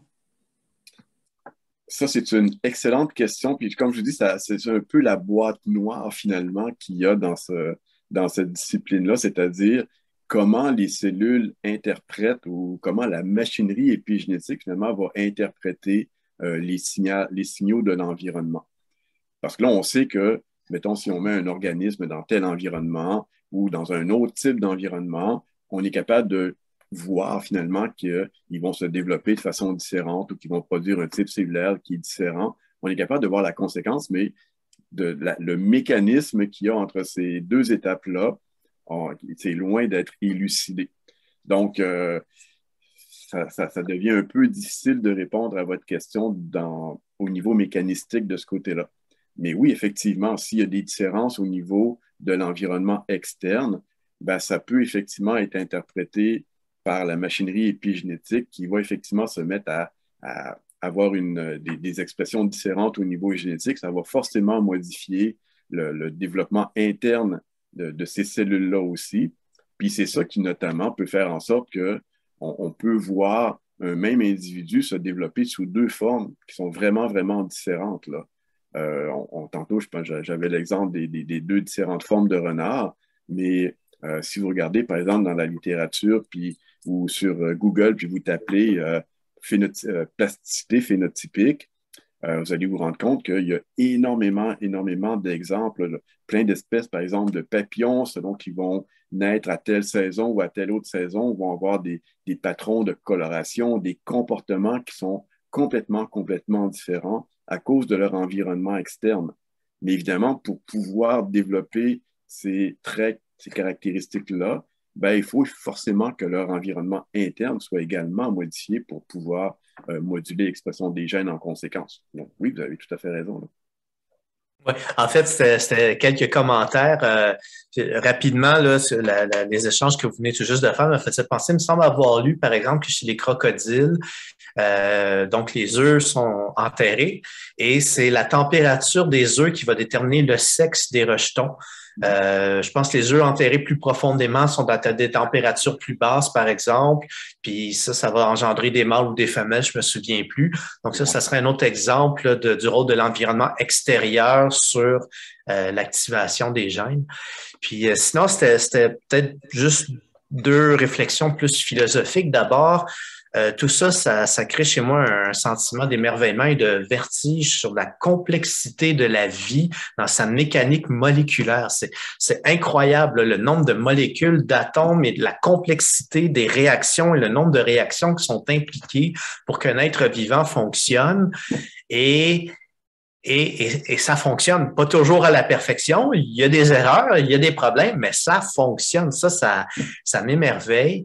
Et l'autre remarque aussi que je voulais faire, c'est que je reviens sur un vieux débat inné ou acquis. Et je pense qu'avec ce que vous nous dites ce soir, il n'y a plus lieu de se poser la question, c'est inné et acquis ensemble, dans le sens que nous sommes à la fois le produit de nos gènes qui viennent de l'intérieur, mais de notre environnement qui agit sur les gènes. Puis par environnement, c'est vraiment dans un sens général, en allant avec l'environnement de la mère dans laquelle nous sommes développés. Vous mentionnez aussi que le père, son propre environnement, va avoir un impact sur l'épigénétique de ses spermatozoïdes, qui forcément va avoir un impact sur la progéniture. Donc, nous portons vraiment en nous à la fois un héritage génétique et les traces de notre environnement et de celui de nos parents. Et c'est tout ça qui se manifeste dans la personne que chacun de nous devient finalement. En tout cas, c'est l'impression que ça me laisse, puis je trouve ça fascinant. Je pense que vous avez résumé à merveille, vous avez conclu à merveille finalement cette présentation. C'est exactement ça. Et merci beaucoup pour... Vous avez raison pour les crocodiles. C'est exactement comme ça. Aussi, hein? Merci beaucoup pour la présentation, très intéressante. Ben, ça fait grand plaisir, je vous remercie. C'est un petit peu pour ça aussi qu'il y a bien des gens qui croient en Dieu. Quand ils voient la complexité du vivant et de tout ce qui se passe, ils disent hey, il faut qu'il y ait quelqu'un qui ait pensé à tout ça quelque part. C'est un argument des créationnistes ou des... en tout cas, qui est très, très fort. Il faudrait faire l'étude de l'épigénétique de Dieu lui-même. Je ne m'enligne pas là-dedans. Oui, c'est vrai que ça change avec... il y a une modification, comment je pourrais dire ça? Il y a des grosses modifications épigénétiques avec le Dieu de l'Ancien Testament aux yeux du Nouveau Testament, puis aux yeux de l'Islam. En fait, je vais juste féliciter le conférencier. C'est excellent. J'ai manqué la première partie. Pour moi, ça confirme l'idée aussi qu'on n'est pas victime de nos gènes. Souvent, dans les maladies cardiaques, les gens disent ben, moi, dans mon cas, c'est héréditaire, c'est génétique, donc il n'y a rien à faire. Donc, les gens abandonnent, ne soignent pas leur mode de vie. Alors, ça, c'est déjà une chose. Et la deuxième chose, peut-être comme conclusion, est-ce que le conférencier a des conseils précis de mode de vie qui diminuent la méthylation associée au vieillissement? Peut-être que ce serait une autre forme de conclusion, s'il y a des conseils à nous donner. Non, je n'ai pas de conseils à vous donner, mais je pense que, enfin, si je fais un exemple de moi-même, je pense que la meilleure façon finalement de peut-être ralentir notre vieillissement ou ne pas trop accélérer finalement notre vieillissement, c'est de rester zen, de ne pas trop se mettre souvent dans des situations conflictuelles ou des situations stressantes, puis de profiter bien comme il faut de la vie sans abuser des bonnes choses. Et c'est à peu près la seule chose intelligente que je pourrais finir en disant ça. Voilà. Alors, je vous remercie énormément pour cette conférence. Je voulais aussi spécifier que Dominique, ben, il est cardiologue. C'est pas un peu pour ça qu'il s'occupait qu'il faisait une question sur les problèmes cardiaques. Alors, ben, c'est ça, un gros merci pour cette conférence et merci à tout le monde pour avoir participé à la conversation aussi. Merci beaucoup. Bravo. Merci beaucoup. Je vous remercie. Excellent. Merci. Ce fut un grand plaisir et vous êtes un public extrêmement allumé, donc ça me fera plaisir de revenir si jamais ça vous tente.